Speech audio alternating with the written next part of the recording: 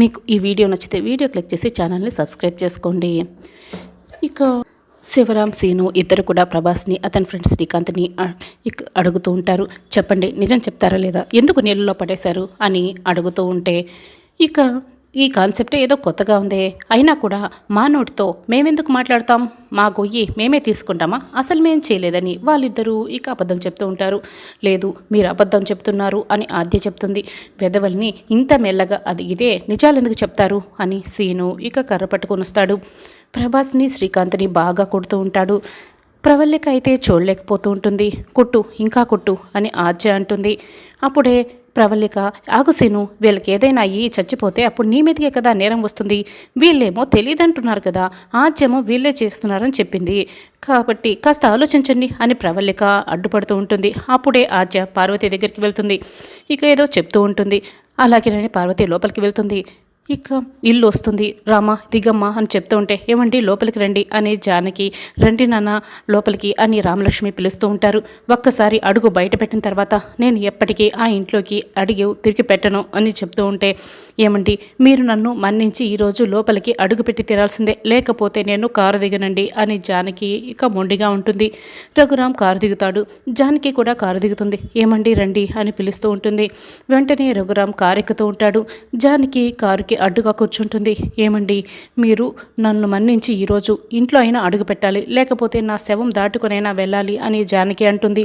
అమ్మ, ఏంటమ్మా ఆ మాటలు అని రామలక్ష్మి కోప్పడుతుంది. నాన్న, అమ్మను క్షమించి లోపలికి రండి నాన్న అని పిలుస్తూ ఉంటుంది.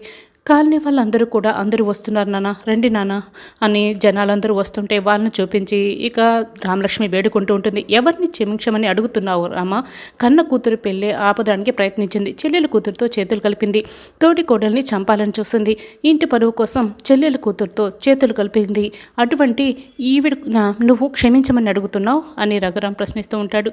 అప్పుడే జానకి పరిగెత్తుకొని రఘురాం దగ్గరికి వస్తుంది. నిలబడి, ఏమండి అవన్నీ అబద్ధాలు, ఏది కూడా నేను తప్పు చేయలేదు, అవన్నీ అపార్థాలు మాత్రమే అని చెప్తూ ఉంటుంది.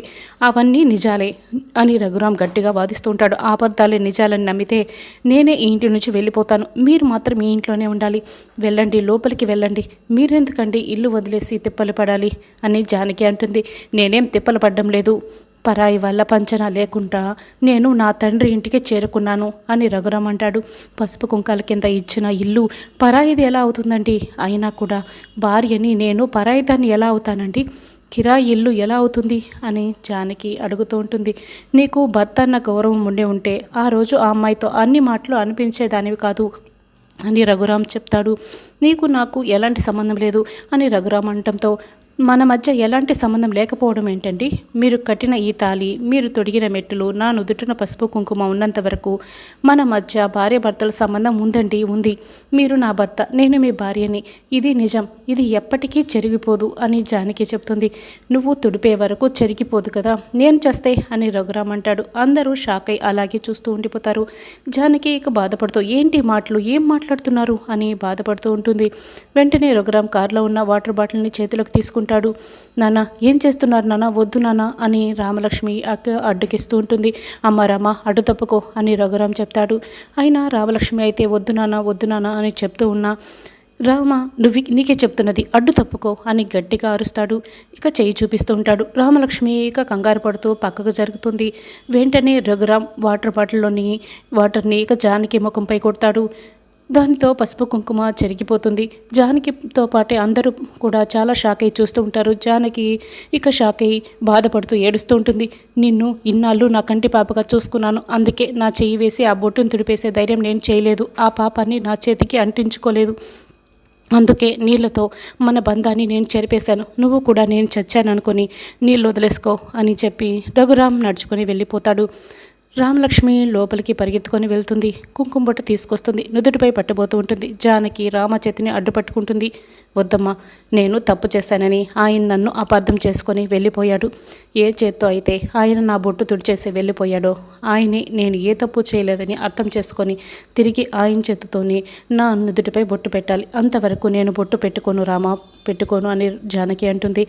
ఈ మాటలు విన్న రఘురాం మళ్ళీ వెనక్కి తిరిగి చూడకుండా వెళ్తూ ఉంటాడు. ఇక పార్వతి గ్యాస్ స్టవ్ మీద ఒక కట్టెని బాగా కాల్చి ఇక గుడ్డతో పట్టుకొని ఆద్యకి ఇస్తుంది. ఆద్య చేతిలోని ఆ మండుతున్న కర్రను చూసి ఇక శ్రీకాంత్, ప్రభాస్ ఇద్దరు కూడా బాగా కంగారు పడుతూ ఉంటారు. రే, నిజం చెప్తారా లేకపోతే ఈ కడ్డీతో మీ కళ్ళని కాల్చేయమంటారా? నిజం చెప్పండిరా అని ప్రశ్నిస్తూ ఉంటుంది. రే, అనవసరంగా కళ్ళెందుకు పోగొట్టుకుంటారు, నిజం చెప్పేయండిరా, ఆ అమ్మాయి అన్నంత పని చేస్తుందిరా అని వెంకట్రావు చెప్తారు. ఒసే పద్మ, నీ మొగుడిని నోరు మూసుకోమని చెప్పవే, ఇప్పటికే లేనిపోయినటువన్నీ మా మెడకు చుట్టుకున్నాయి, ఇప్పుడు ఇదేదైనా చేసిందనుకో అది కూడా మన మెడకే చుట్టుకుంటుంది అని బామ్మ చెప్తుంది. చూడండి, అలాంటిది ఏమీ జరగదు, ఇప్పటికే మేము చెయ్యని వాటికి ఎన్నిటికో మేము మాటలు పడాల్సి వస్తుంది, మేము పెద్దమ్మ మీకందరికీ దూరం అయిపోయాం, ఈరోజు తాడో పేడో నేను తేల్చుకోవాల్సిందే, నిజం చెప్తారా లేకపోతే కాల్చేయమంటారా? ఇప్పుడు మీ కళ్ళని కాల్చేసి ఆ నేరాన్ని నాపై వేసుకుంటాను అని ఆద్య వాళ్ళ దగ్గరికి కట్టి పెడుతూ ఇక బెదిరిస్తూ ఉంటుంది.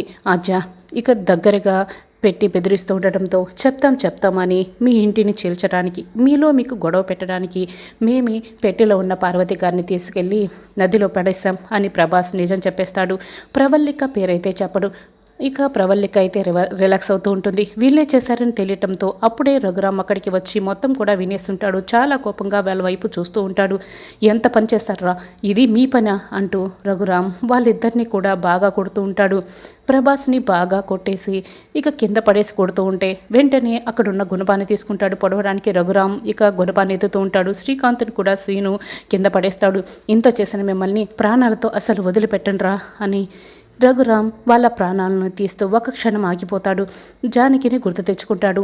ఇక కుప్పగొలిపోతాడు. నేను నా చేతులతో జానకి పసుపు కుంకాలని తీసేసి వచ్చాను, నాకు ఏ పాపం తెలియదు అని ఎంత చెప్తున్నా వినకుండా నేను అపార్థం చేసుకున్నాను, అయ్యో దేవుడా, నా చేత ఎంత పెద్ద తప్పు చేపించావు అని రఘురామ్ ఏడుస్తూ ఉంటాడు.